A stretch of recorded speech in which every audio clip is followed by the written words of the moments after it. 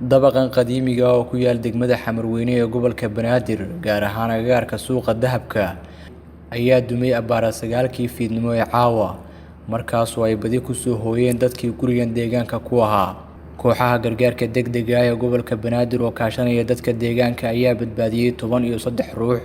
oo dhagaxa ka hoos maray oo dhaawacyo qabay kuwaas oo loo daadgureeyay cusbitaalada magaalada waxaana jirtay haweeney da' ah oo saacado la raadinayay nolol iyo geeri taasi oo la soo bixiyay iyadoo dhaawac qabta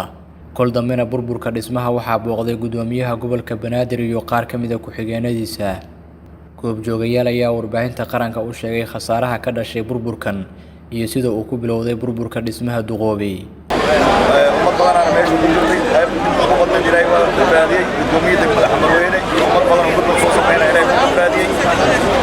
نمطون اسمان سامر ريكورد اوصل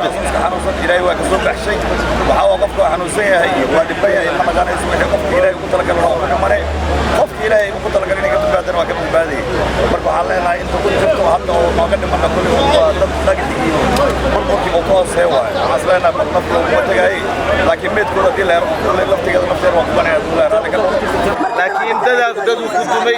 dadkii xaafadda deganaa waa ku dumay intaan soo badbaadin karno waa soo badbaadinay maamulka gobolka maamulka degmada taliyaha saldhiga dhammaan annagoo iskaashanayno shaqada waa socotaa ilaa hadda wax dhibaato oo sax aan sheegi karno ma leh guriga waxaa loo kala deganaa 3 qaybood 3 baartamenday ahaayeen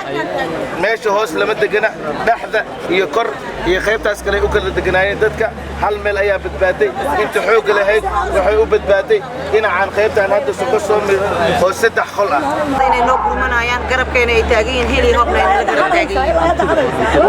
burburay ma jiro oo hanti burburaya anaga darbi burburaya dabaqan oo 3 diyaar ku marsanaya la degmada Xamarweyne ee gobolka Banaadir ayaa goordhowda caawa soo dumay kaasi oo waxyeello ka soo gaartay dadkii halkan deegaanka ku ahaa